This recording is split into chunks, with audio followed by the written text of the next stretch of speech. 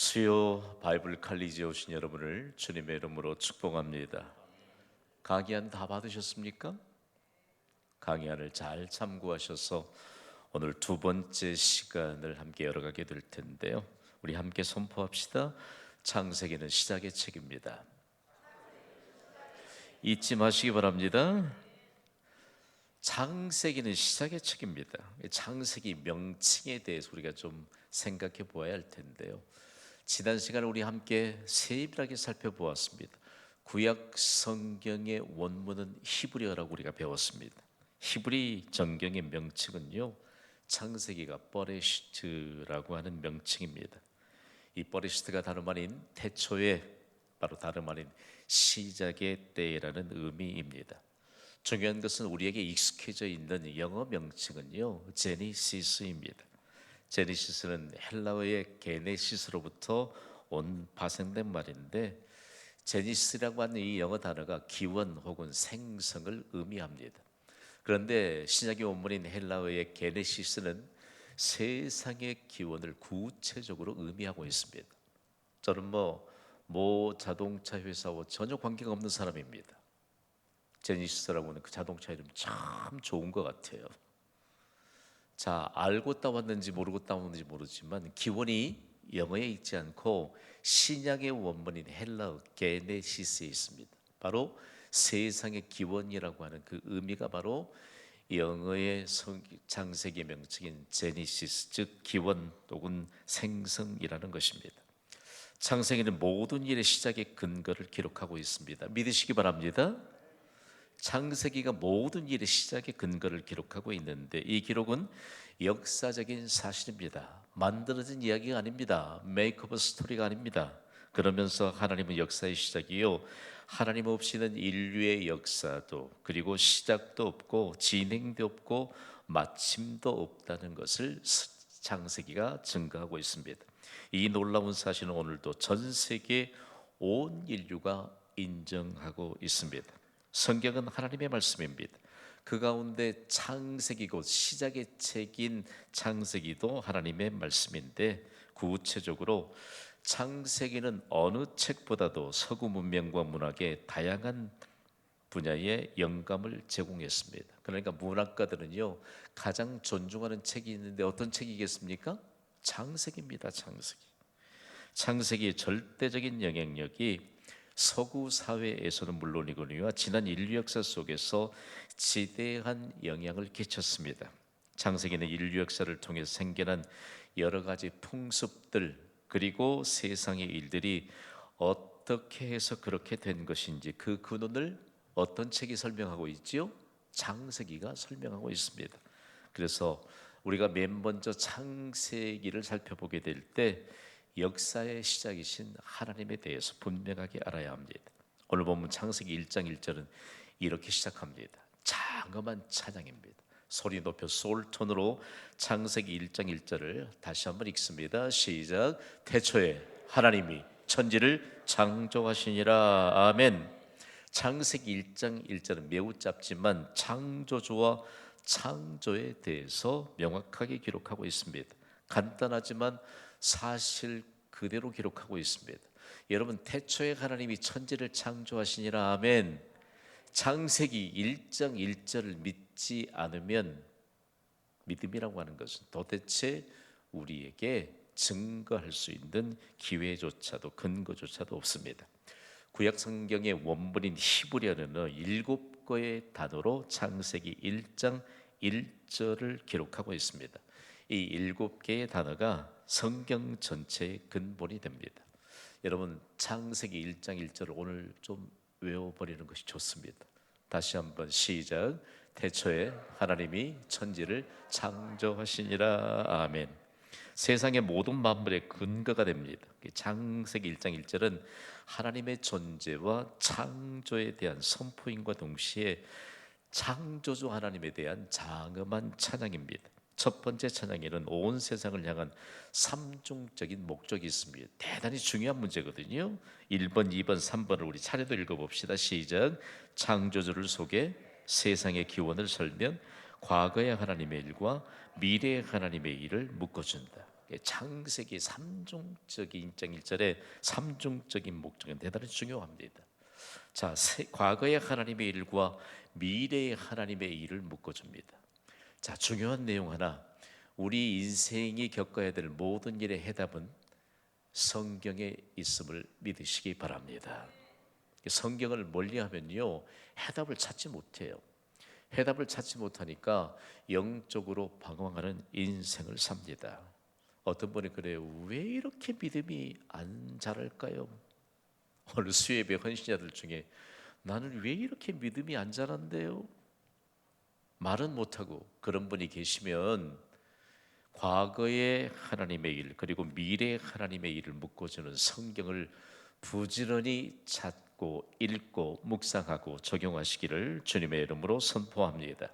그 삼중적인 이 온 세상을 향한 삼중적인 하나님의 목적이 이렇게 시작합니다. 태초의 하나님이, 우리가 태초라고 번역했습니다만 구약의 원문이 히브리어잖아요. 이 히브리에 해당하는 이 태초에라고 하는 말이 버레시트라고 하는 히브리 말입니다. 다른 말인 in the beginning, 시작의 때를 의미합니다. 시작의 때. 자, 태초에 하면 여러분이 시작의 때라고 말씀해 주셔요. 태초에. 우리가 뭐 사용하지 않는 언어이기 때문에 제가 히브리어를 여러분에게 좀 반복적으로 따라하라는 이런 말씀은 드리지 않겠습니다. 중요한 것은 태초의 시작의 때라는 말씀입니다. 태초는 앞으로 전개될 모든 일의 시작을 선언하고 있는데 하나님이 없이는 시작이 있을 수 있을까요? 없을까요? 없습니다.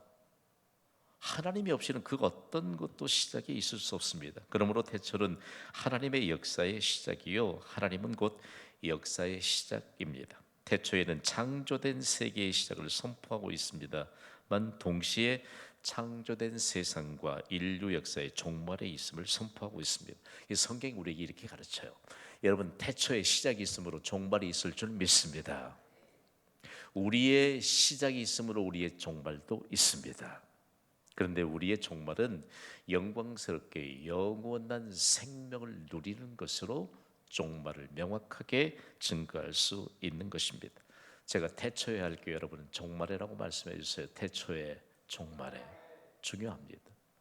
반드시 태초가 있기 때문에 종말이 있다라고 하는 사실들을 기억하고요. 태초라는 말은 동시에 종말이라는 말과 함께 더불어서 한 짝을 이루고 있습니다. 뗄래야 뗄 수가 없습니다. 그러므로 시작이 있으므로 반드시 끝이 있습니다. 하나님은 시작과 마침의 주인이십니다. 시작과 마침의 주인 되시는 하나님에 대해서 태초에 천지를 창조하신 삼위일체 하나님은 역사의 시작이신데 그러므로 역사의 마침이 되신다는 사실을 제2위 하나님이신 예수님이 요한계시록 22장 13절에 이렇게 말씀하셨습니다. 우리 함께 읽습니다. 시작. 나는 알파야 와 오메가요, 처음과 마지막이요 시작과 마침이다. 세 번 강조합니다. 나는 알파와 오메가요, 처음과 마지막이요 시작과 마침이다. 더 이상 설명이 필요할까요? 창조주이신 예수님이 말씀합니다. 나는 알파와 오메가요. 알파라고 하는 말은요, 우리가 헬라어라고 그렇게 우리가 쉽게 표현합니다만 영어로는 그릭, 바로 그리스어고요. 우리가 또 히라보라고 합니다. 다 똑같은 말이죠. 그런데 이 헬라어의 첫 번째 철자가 바로 알파고 그리고 맨 마지막 철자가 바로 오메가입니다. 중요한 것은요, 예수님은 서로 다른 극단의 두 내용을 모두 언급하고 있으면서 시작과 마침의 주인이 바로 하나님이시다. 그 하나님이 바로 내 안에 계시는 주가 되시는 예수님이라는 사실들을 분명하게 가르쳐주고 있습니다. 그래서 삼중적인 목적에 대해서 태초에 천지를 창조하시니라. 태초에 하나님이 천지를 창조하시니라. 천지를 창조한다라고 말할 때요, 창세기 1장은 천지를 비롯한 모든 만물이 저절로 생겨난 것이 아니고 하나님께서 다 지으셨다는 사실을 알려주고 있습니다. 여러분께 묻습니다. 온 천지 만물에 있는 모든 것이 누가 만들었을까요? 저절로 생겨났을까요? 중요한 내용 하나입니다. 하나님이 만드셨다는 사실을 아는 것으로부터 차원이 다른 인생의 무대에 설 수 있습니다. 자, 그렇다면 하늘과 땅을 의미하는 천지, 하늘과 땅은 반대적인 의미를 가졌습니다만, 그런데 이 두 나라를 합성해서 전체를 의미하는 어법을 사용하고 있습니다. 하늘과 땅은 전체를 의미합니다. 그러므로 하늘과 땅은 온 세상을 의미하고 있고요. 하늘과 땅은 세상에 존재하는 모든 것을 의미합니다. 가장 높은 곳인 하늘로부터 가장 낮은 곳인 땅에 이르기까지 세상에 속한 모든 것을 하나님이 창조하셨습니다. 창조하시니라 라고 하는 이 말에 해당하는 구약의 원문인 히브리어가 빠라라고 하는 말인데, 이 빠라라고 하는 단어가요 하나님께만 적용되는 단어입니다. 그리고 하나님의 새로운 활동과 행위를 나타내는 단어입니다. 그리고 무에서 유를 만들어내는 행위를 빠라라고 합니다. 그러니까 창조할 수 있는 분은 오직 누구 한 분뿐이십니까? 하나님 한 분뿐이십니다. 세상에 존재하는 모든 것은 하나님의 창조에 의한 것입니다. 창세기는 이 엄연한 사실을 기록하고 있을 뿐 아니라 온 세상에 찬양으로 선포하고 있습니다. 또 다시 소울톤으로 이제 창세기 1장 1절 다 외우셨죠? 선포합시다. 시작. 태초에 하나님이 천지를 창조하시니라. 아멘. 아멘. 야, 얼마나 장엄한 찬양인지 모릅니다. 이 사실을 믿습니까? 여러분이 아멘 안 하시면 진도를 못 나갑니다. 이제 자, 태초에 하나님이 천지를 창조하시니라. 태초에 하나님이 천지를 창조하시니라. 그렇다면 창세기가 바로 시작의 책인 것에 대한 근거를 창세기에 몽땅 기록하고 있습니다. 먼저는 천지 만물의 시작입니다. 오늘 창세기 1장 1절을 못 외우고 이 자리를 떠난 분들은 좀 문제가 있는 분들이에요. 다시 한번 읽어봐요. 시작. 태초에 하나님이 천지를 창조하시니라. 나는 아무리 외워도 안 외워진다. 뭐 생각해요. 제자 훈련하고 그러면 막 안 외워진대요. 그럼 보면 이유가 다 있어요. 이유가. 막 외우려고 애를 써요. 여러 번 읽으면 저절로 외워지는 것을. 외워도 금방 잊어버려요 하는 분 계세요. 아니요. 돌에 새기면 진짜 안 지워집니다. 그러니까 자신감을 가지시길 바랍니다. 여러 번 읽으십시오. 여러 번 읽으면요 그 말씀이 내 입술에 붙습니다. 그러면 얼마만큼 강력하게 능력 있게 전달되는지 모릅니다. 자, 천지 만물의 시작이 하나님께 있고 인류의 시작이 바로 하나님으로부터입니다. 창세기 1장 26절과 27절을 먼저 좀 읽을 텐데요. 우리 자세하게 정독합시다. 시작. 하나님이 이르시되 우리의 형상을 따라 우리의 모양대로 우리가 사람을 만들고 그들로 바다의 물고기와 하늘의 새와 가축과 온 땅과 땅에 기는 모든 것을 다스리게 하자 하시고, 하나님이 자기 형상 곧 하나님의 형상대로 사람을 창조하시되 남자와 여자를 창조하시고. 아멘. 하나님이 왜 우리와 복수를 썼을까요? 히브리어 원에는 엘로힘이라고 하는 이 작은 복수를 썼는데, 우리만의 없는 문법에 관한 내용들이 참 많습니다. 자, 문법을 모르면 어떤 언어든지 해석이 곤란하죠. 아무리 단어를 많이 꿰고 있어도 문법을 모르면 해석이 곤란하잖아요. 자, 중요한 내용입니다. 왜 하나님이 우리가 성부, 성자, 삼위일체 하나님이 천지를 창조하셨습니다. 그러니까 우리로는 인간에게는 부여할 수 없는 장엄 복수형으로 우리가라고 하나님이 표현하셨습니다. 중요한 것은 하나님이 남자와 여자로 창조하셨던 것입니다. 중요한 내용 하나. 여러분, 사람 중에 남자 말고 여자 말고 또 있습니까? 대답 좀 해봐요. 이쪽 동네 남자 말고 여자 말고 또 다른 거 있습니까? 중요한 문제입니다. 오늘 우리가 하나님이 남자와 여자를 창조하셨습니다. 그래서 인류의 시작에서 하나님이 인류에게 주시는 중요한 핵심을 놓쳐서는 안 됩니다. 남자와 여자로 창조하시고 무채매하게 두신 게 아닙니다. 창세기 1장 28절에 읽습니다. 시작. 하나님이 그들에게 복을 주시며 하나님이 그들에게 이르시되 생육하고 번성하여 땅에 충만하라. 땅을 정복하라. 바다의 물고기와 하늘의 새와 땅에 움직이는 모든 생물을 다스리라 하시니라. 아멘. 가장 중요한 것을 맨 먼저 등장시키는데 하나님이 그들에게 무엇을 주셨죠? 복을 주시니라. 남자 여러분, 여자 여러분, 우리에게 하나님이 복을 주신 줄 믿으시기 바랍니다. 그 복을 누려야 돼요. 누려야 돼요. 그 복은 누구 안에서 찾을 수 있지요?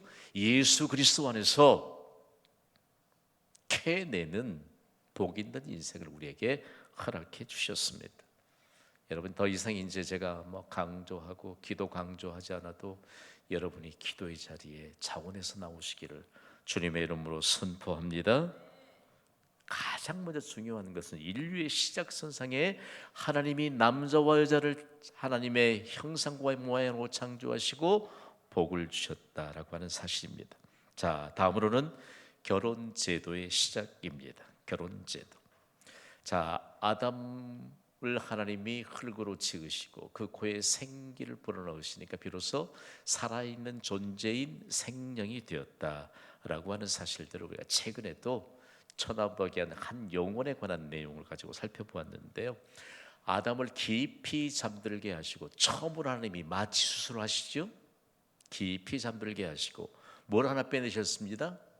갈비뼈 하나를 빼내시고 그리고 하와를 만드셨습니다. 여자를 만드셨습니다. 그리고 하와 즉 여자의 손목을 이끌어서 누구에게 인계했지요? 아담에게 인계했습니다. 데려다 주셨습니다.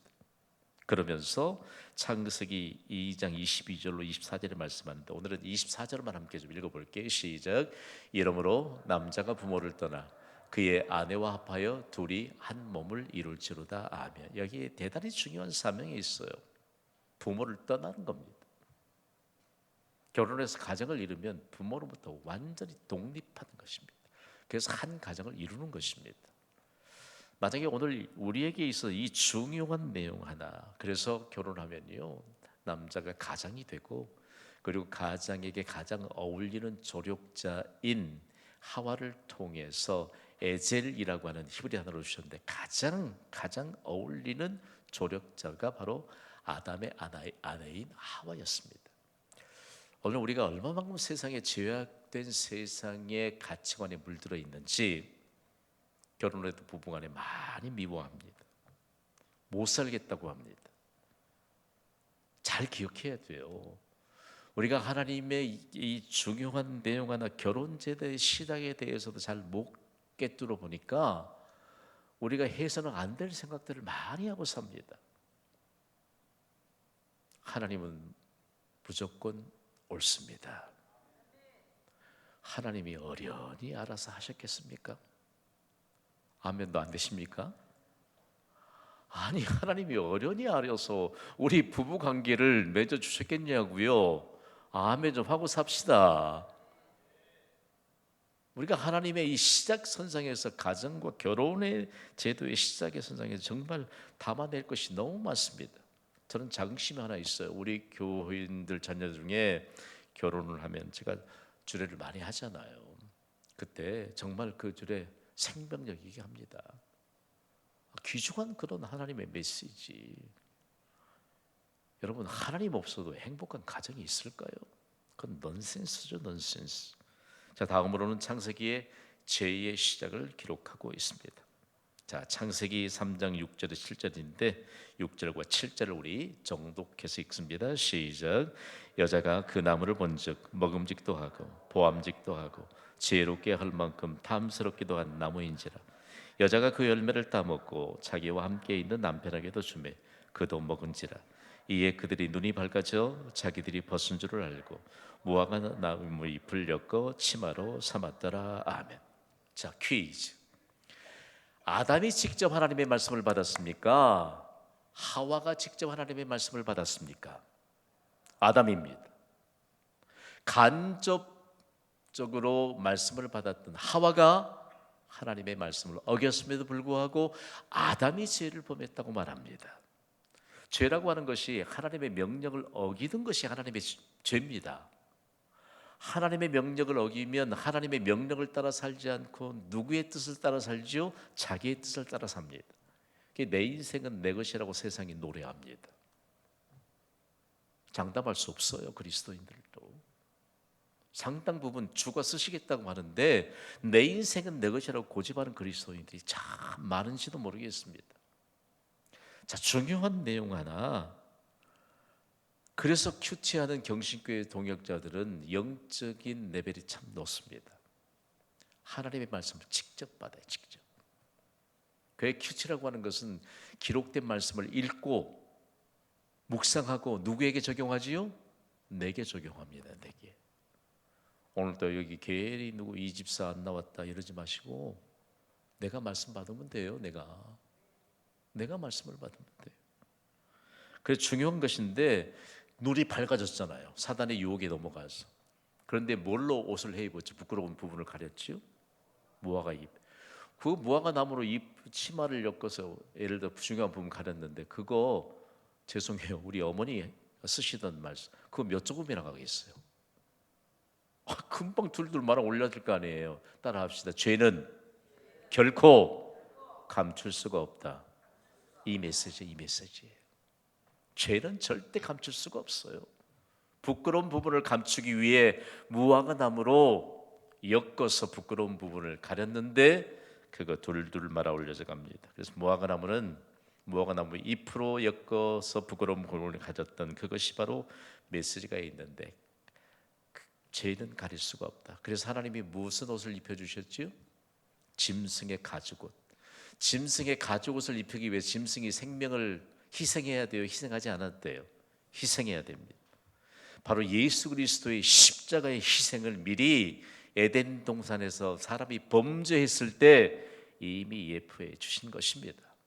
그 예수 그리스도의 희생으로 우리의 죄의 문제가 해결된 것입니다. 자, 죄는 결코 가릴 수가 없습니다. 죄의 시작이 창세기에 기록됐고 다음으로는 구원의 시작입니다.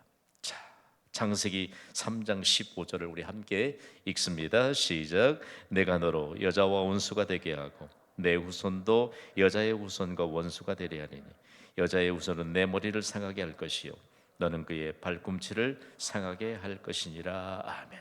자, 중요한 것 하나님의 말씀을 어겼던 여자에 대해서 하나님이 구체적으로 이러이러한 일들 하나님의 명령을 어기는 일 이후의 일들을 말하는데 이것을 신학적인 바탕에서는 이렇게 정의합니다. 한번 따라합시다. 원시복음. 그게 처음 복음. 우리가 죄를 짓고는 살 수 없어요. 죄라고 하는 것이 무슨 죄의 결과인 강도, 살인 이런 게 아니고요. 하나님의 명령을 어기는 것이 죄입니다. 하나님의 명령을 따라 살지 않는 것이 죄일진데 이처럼 구원의 시작이 바로 창세기로부터 시작됐다는 것을 증거하고 있고요. 다음으로는 우리의 가슴을 두근거리게 하는 예배의 시작입니다. 자, 창세기 4장 3절, 4절, 5절까지 우리 함께 읽습니다. 시작. 세월이 지난 후에 가인은 땅의 사산으로 제물을 삼아 여호와께 드렸고 아벨은 자기도 양의 첫 새끼와 그 기름으로 드렸더니 여호와께서 아벨과 그의 제물은 받으셨으나 가인과 그의 제물은 받지 아니하신지라. 가인이 몹시 분하여 안색이 변하니. 아멘. 자, 하나님은 가인의 예물을 받지 않으셨습니다. 그 이유가 무엇이지요? 아니 똑같이 가인도 소산물로 그리고 아벨도 자기가 치는 양으로 하나님께 예물로 드렸는데 가인의 예물은 받지 않았습니다. 그래서 우리에게 고민하지 않도록 히브리서 11장 4절은 이렇게 기록하고 있습니다. 우리 함께 읽습니다. 시작. 믿음으로 아벨은 가인보다 더 나은 제사를 하나님께 드림으로 의로운 자라 하시는 증거를 얻었으니 하나님이 그 예물에 대하여 증언하십니다. 그가 죽었으나 그 믿음으로써 지금도 말하느니라. 아멘. 여러분 강의하는 지금 거기 괄호로 했는데 다 채우시기 바랍니다. 자, 중요한 문제입니다. 믿음으로 아벨은 믿음으로써 지금도 말하느니라. 오늘 이 예배가 믿음으로 드려진 예배임을 여러분이 확신하시면 아멘으로 화답하시기 바랍니다. 믿음으로 드려야 돼요. 그 예배는 믿음.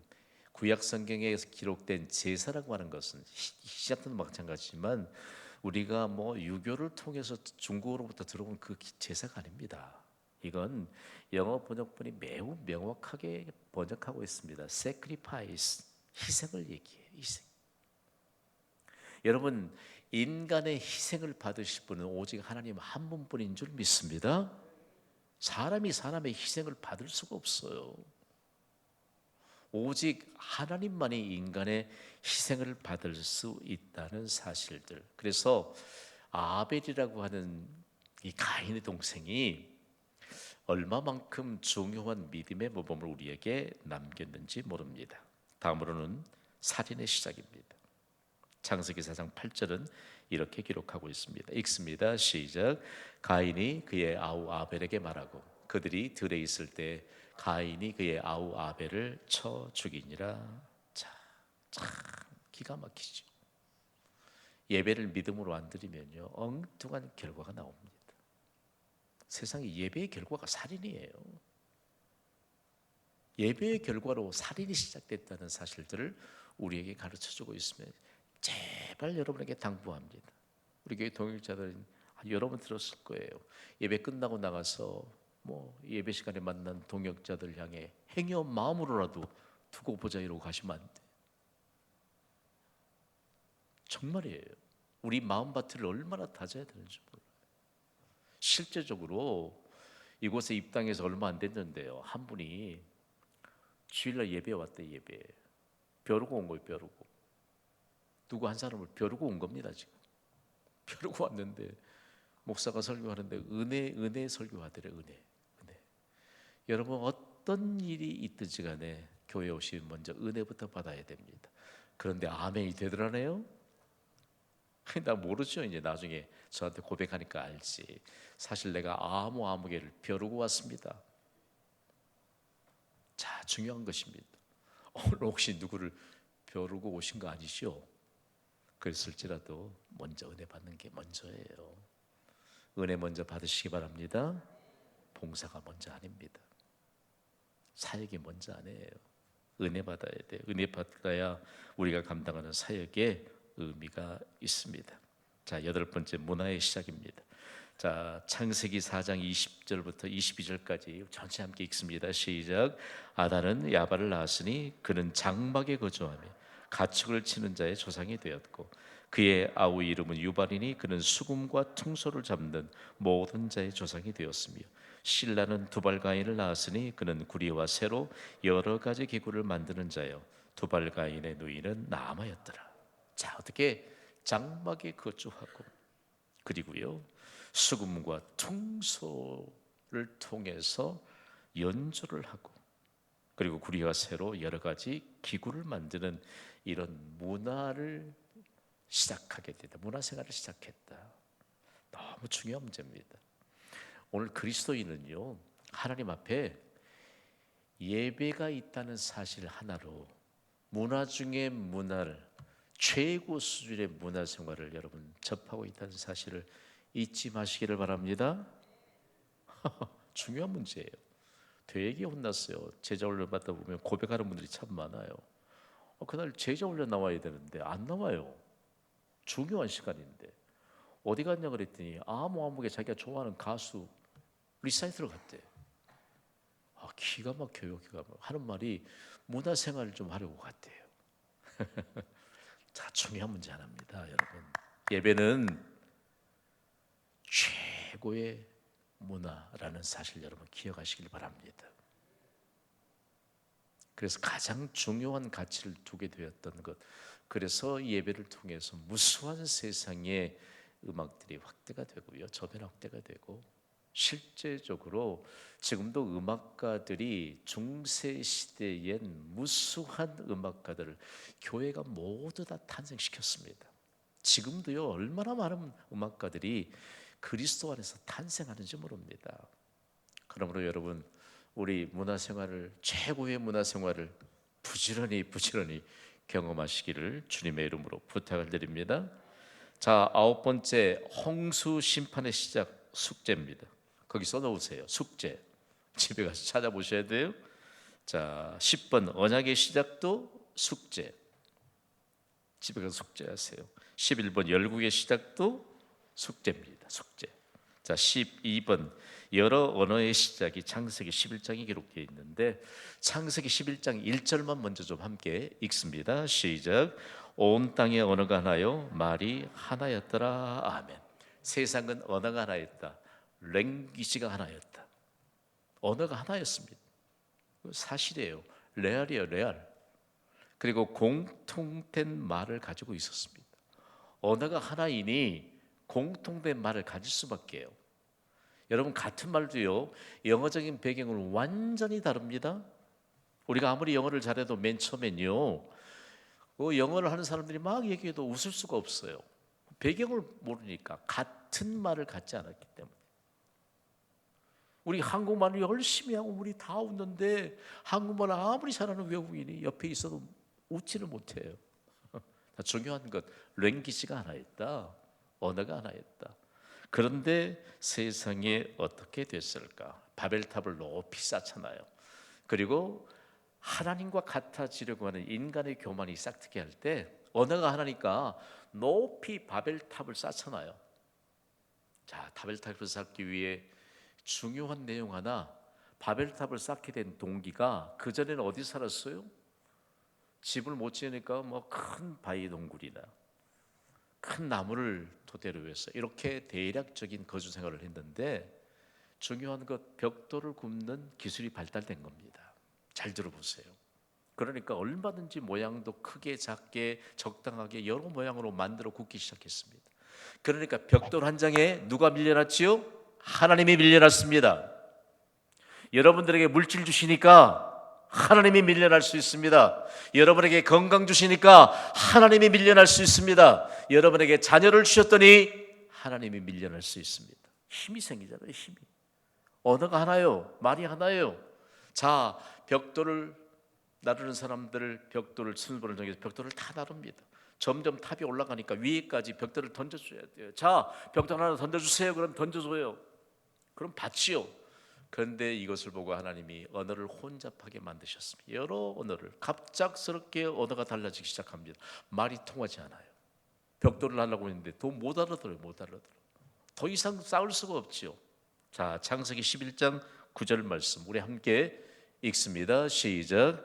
그러므로 그 이름을 바벨이라 하니 이는 여호와께서 거기서 온 땅의 언어를 혼잡하게 하셨음이니라. 여호와께서 거기서 그들을 온 지변에 흩으셨더라. 아멘. 너무 고민하지 마세요. 저도요 영어뿐만 아니고 히브리어, 헬라어, 다른 어떤 뭐 고등학교 때 제2 외국어로 독일어를 했습니다만 언어 때문에 참 저도 고생 많이 한 사람입니다. 여러분도 그렇지요. 우리의 자녀들도 한국에 태어났으니까 글로벌 시대에 영어 잘해야 되잖아요.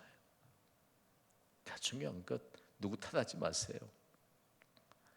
인간이 하나님을 밀어내니까.